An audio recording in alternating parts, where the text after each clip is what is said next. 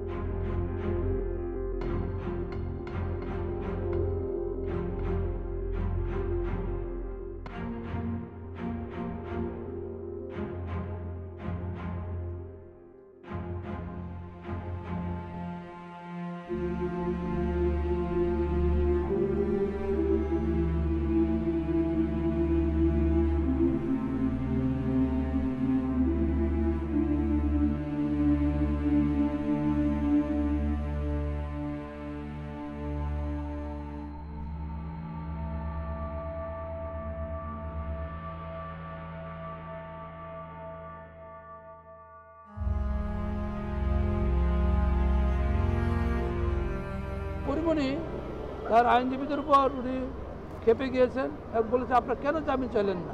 তারা আপনারা দেখা করার কথা বলেন কিন্তু জামিন চাইলেন না কেন।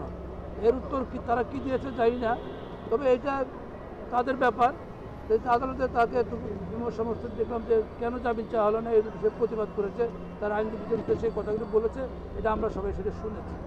যাই হোক, এখন আদালতে যেহেতু তার জামিন চায় নাই, এই পর্যায়ে এখন আসামিকে জেল কাস্টডিতে পাঠানো হয়েছে।